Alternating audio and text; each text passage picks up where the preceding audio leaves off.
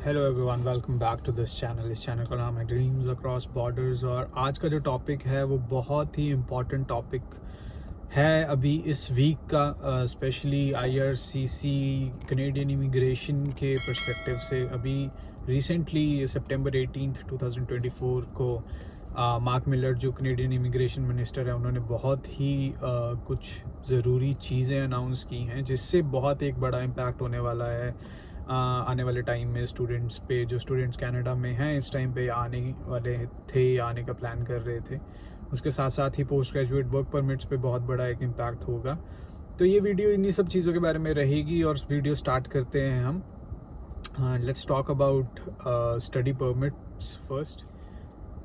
तो कनाडा ने अभी रिसेंट कुछ महीनों पहले स्टडी परमिट्स पे कैप अनाउंस किया था और वो एक तरह से जब वो अनाउंसमेंट हुई थी वो अनाउंसमेंट ऐसे हुई थी कि एक टेम्परेरी कैप रहेगा और जैसे ही इन्हें लगेगा कि ये अब इसकी ज़रूरत नहीं है दे विल रिमूव इट। लेकिन अब मार्क मिलर ने जो 18 तारीख को जो अनाउंसमेंट्स की हैं उसमें ये कहा गया है कि जो स्टडी परमिट पे कैप है this is here to stay. तो दैट मीन्स कि ये यहाँ पर अभी कुछ समय तक ये कैप रहने वाला है and they don't have any plans to reverse this decision as of now. तो 2024 में कनाडा ने जो स्टडी परमिट्स इशू किए थे those were 4,85,000 study permits issue किए हैं और कंस्टेंटली अब इसको 10% डिक्रीज़ करने का प्लान है अंटिल 2026। और जैसे 2025 में जो अब स्टडी परमिट्स कनाडा देगा दैट विल बी 4,37,000 और वैसे ही अगले साल 2026 में और भी कम हो जाएंगे ये नंबर्स। तो इन नंबर्स से ये डिक्टेट हो रहा है कि अब कनाडा जो है वो अपने जो स्टडी परमिट है उनको कम करेगा। तो ये तो बात हो गई आपकी स्टडी परमिट के बारे में। जो नेक्स्ट सबसे मेजर अनाउंसमेंट जो हुई है जिसने सबका ध्यान खींचा है, whether it's student community, international student community और कॉलेजेस और यूनिवर्सिटीज़ और agents, immigration agents, that is कि जो अब आपको स्टडी परमिट के बाद जब आप अपना post graduate work permit apply करेंगे उसके लिए आपको आइल्स का एग्ज़ाम दोबारा से देना पड़ेगा, जो पहले ऐसा नहीं था। स्टार्टिंग फ्रॉम 1 नवंबर 2024 अगर आप अपना स्टडी परमिट के बाद अपना post graduate work permit apply कर रहे हैं अपनी स्टडी ख़त्म होने के बाद, तो आपको पहले आइल्स का एग्ज़ाम देना पड़ेगा, जिसमें जो रिक्वायरमेंट्स हैं यूनिवर्सिटी लेवल पर यूनिवर्सिटी ग्रेजुएट्स के लिए या पीएचडी स्टूडेंट्स के लिए that is CLB 7। That means कि आपको आपके सारे मॉड्यूल्स में 6 बैंड चाहिए और कॉलेज स्टूडेंट्स के लिए है CLB 5। तो ये एक लेटेस्ट अनाउंसमेंट है। इसका रीज़न जो माना जा रहा है दैट इज़ कि जो अभी जो स्टूडेंट्स यहाँ पर आते हैं काम करते हैं, नो डाउट वो पीछे से अपने होम कंट्रीज से आइल्स करके आते हैं।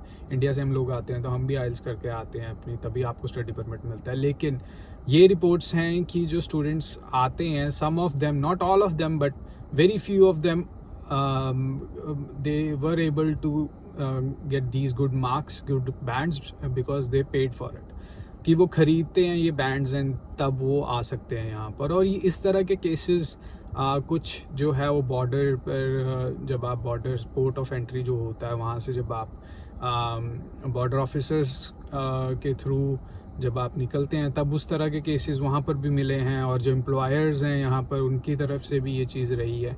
और मेरा मानना ये है कि जो दिखता है वो बिकता है, ठीक है। अगर आप इंटरनेट पर बहुत सी वीडियोस मिल जाती हैं कि आप टिम हॉर्टन्स में खड़े हो, you are ordering something but you can not speak basic English, ठीक है। अगर इस तरह की वीडियोस दिखेंगी तो ऑब्वियसली ये जो सारा गुस्सा है, जो सारा इस टाइम पे हेटरेट चल रहा है एक कम्युनिटी, हमारी कम्युनिटी के अगेंस्ट सबसे ज़्यादा, उसका मुझे रीज़न सबसे बड़ा ये लगता है कि जो हम जिस चीज़ में हम प्राइड लेते हैं ना कि हम ऐसा कर रहे हैं, हम दिखाने की कोशिश करते हैं, वीडियोस बना के सोशल मीडिया पे पोस्ट करते हैं उस चीज़ को, वो ही सब चीज़ें अब हमारे अगेंस्ट जा रही हैं, ठीक है।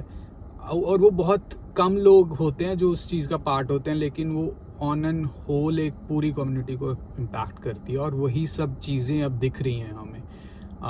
और वो सब चीज़ें अब मुश्किल बना रही हैं आपके लिए, हमारे लिए, सबके लिए इस कंट्री में सरवाइव करना। अभी धीरे धीरे क्या होगा, आपके नाम को देख के आपको जॉब्स नहीं मिलेंगी, ठीक है, और ये हो रहा है। अभी डिनायल में होंगे लोग कि ऐसा नहीं है, ऐसा कुछ नहीं हो रहा है, लेकिन दिस इज़ अ रियलिटी, ये अभी हो रहा है एक्चुअल में। वैसे भी अनएम्प्लॉयमेंट रेट बहुत ज़्यादा है, पिछले कुछ महीनों से ग्रेजुअली इंक्रीज़ ही कर रहा है, लेकिन ये एक रियलिटी है कि अब आपके नाम को देखकर आपको जॉब दी जाएगी, बिकॉज़ इतना ज़्यादा उस चीज़ को दिखा दिया गया है सोशल मीडिया पे, इतना ज़्यादा लोगों के पास वो चीज़ें पहुंच चुकी हैं कि वो अब हम सबको इम्पैक्ट कर रही हैं धीरे धीरे। और उसी का एक नतीजा ये है कि इस तरह की इमिग्रेशन पॉलिसीज़ आ रही हैं। नो डाउट गवर्नमेंट के ऊपर प्रेशर है, इलेक्शंस भी आ रहे हैं, ये सब चीज़ें कंट्रीब्यूट कर रही हैं, लेकिन उसका एक पार्ट ये भी है कि जैसा हम दिखा रहे थे, जैसा हम दिख रहे थे बाहर लोगों में, वैसा ही अब हमें देखने को भी मिलेगा अपने साथ। जो अगली बड़ी अनाउंसमेंट है वो है टेम्प्रेरी फॉरेन वर्कर स्ट्रीम से related, spousal open work permit से रिलेटेड बेसिकली।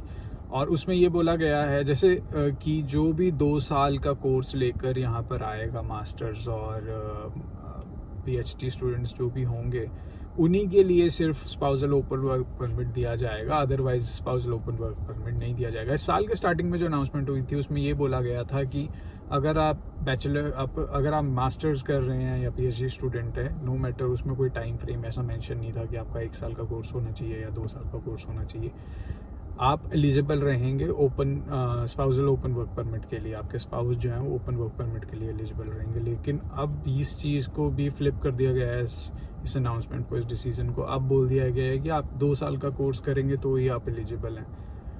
तो ये एक बड़ी अनाउंसमेंट है टेम्परेरी फॉरेन वर्कर स्ट्रीम में। और इसका जो इन्होंने रीजनिंग जो दी है उसमें ये बोला गया है कि they aim to decrease the number of foreign workers by 50,000, 50,000 लोगों को कम करने का इनका एम है उस फॉरेन वर्कर स्ट्रीम में, उसके लिए इस डिसीजन को लिया गया है।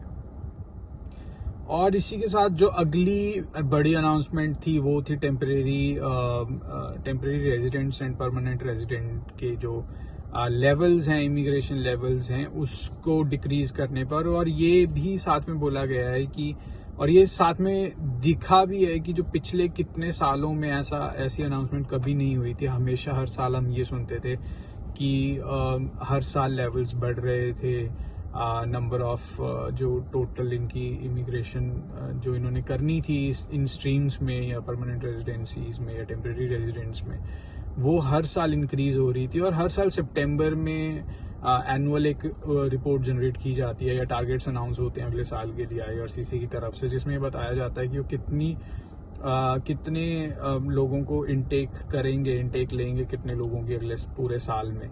वो बेसिकली परमानेंट रेजिडेंट्स के लिए होता था, लेकिन इस साल ये बोला गया है कि इस बार की जो अनाउंसमेंट होने वाली है उसमें टेम्परेरी रेजिडेंट्स की भी अनाउंसमेंट की जाएगी, उसके भी नंबर्स बताए जाएंगे कि वो कितने लेंगे अगले साल, अगले पूरे साल में 2025 में। तो ये एक बहुत बड़ी अनाउंसमेंट है। और इसका जो सीधा सीधा जो रीज़न है वो रेट ऑफ अनएम्प्लॉयमेंट जितनी कनाडा में इस टाइम पे है, सॉरी फायर की गाड़ी थी, सॉरी। तो जितना भी जो रेट ऑफ अनएम्प्लॉयमेंट कनाडा में इस टाइम पे है, लास्ट मंथ जो डाटा है उसके हिसाब से 1.5 मिलियन लोग अनएम्प्लॉयड इस टाइम पे कनाडा में हैं, ठीक है।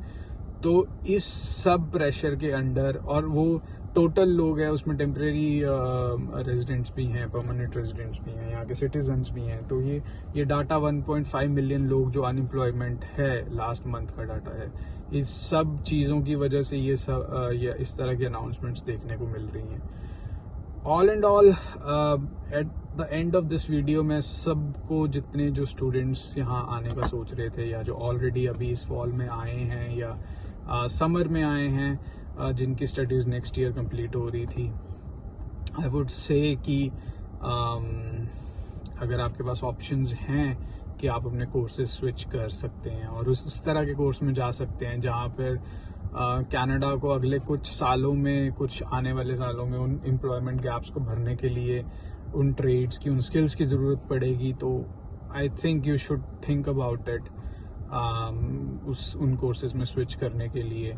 साथ के साथ अपनी आइल्स पर काम करना शुरू करो आज से, बिकॉज ये आइल्स जो है, अगर आप इसमें अच्छा स्कोर करते हैं तो आपके पीआर में भी काम आएगी, क्योंकि 2 साल के लिए वो रिपोर्ट वैसे भी वैलिड होती है। तो अगर आप अच्छा स्कोर कर लेते हैं पोस्ट ग्रेजुएट वर्क परमिट के टाइम और जॉब सिक्योर कर पाते हैं जहाँ पे आपको एक्सपीरियंस मिल रहा है और आपके पॉइंट्स पूरे हो रहे हैं, तो आइल्स जो है एक फर्स्ट स्टेप है पीआर अप्लाई करने के लिए, तो उसमें आपको सेम आप वो रिपोर्ट यूज कर सकते हैं। और इस वीडियो को यहीं पे मैं ख़त्म करता हूँ। अगर आपको इस वीडियो से कोई भी वैल्यू मिली हो तो प्लीज़ चैनल को सब्सक्राइब करें, नीचे कमेंट करें और इस वीडियो को लाइक करें। I will also share some more links बाकी यूट्यूब चैनल्स के, यूट्यूबर्स के जो इस तरह की वीडियोस बनाते हैं, ताकि आपको ज़्यादा से ज़्यादा हेल्प मिले इस टॉपिक के बारे में। I want all of you who are in this situation to succeed. बस एंड में मैं ये कहना चाहूंगा, किसी भी तरह के यहाँ पे पंगे में ना पड़े। आप लीगल काम करें। पोस्ट ग्रेजुएट वर्क परमिट पे 20 घंटे ही अलाउड हैं, अभी भी 24 इन्होंने बोला था, लेकिन अभी तक वो इम्प्लीमेंट नहीं हुआ है। तो आप 20 घंटे ही काम करें, किसी लड़ाई में ना पड़े, किसी झगड़े में ना पड़े। बहुत सारी वीडियोस आती हैं, उससे बहुत नाम खराब होता है कम्युनिटी का, बहुत परेशानी होती है बाकी लोगों को भी, मुझे भी पर्सनली देख के कि हम ये सब चीजें करने यहाँ तो नहीं आए थे, लड़ने झगड़ने तो नहीं आए हैं फॉर श्योर। तो अपने पेरेंट्स का ख्याल करें, अपने फ्यूचर के बारे में सोचें और इन सब चीज़ों से दूर रहें। ठीक है, अपने फ्यूचर के बारे में सोचें और पॉजिटिवली हर एक चीज़ को देखें। I know it's very hard, बहुत टेंशन होती है कि कैसे क्या होगा, लेकिन एट द एंड अगर आप में स्किल्स हैं, आप अच्छे से पॉजिटिव इंटेंट के साथ चीज़ें कर रहे हैं, तो I I think God will help you all and I hope all of you succeed. um, इसी के साथ all I want to say all the very best to all of you, और इस वीडियो को यहीं ख़त्म करते हैं। Thank you so much for watching this video. अगर आपका कोई क्वेश्चन होगा तो you can comment always, I will respond to you as soon as possible. आप ईमेल भी कर सकते हैं, मेरी ईमेल डिस्क्रिप्शन में नीचे है। Thank you, thanks once again to watch this video. Thank you so much. I hope all the very best to all of you who is watching this video. Thank you.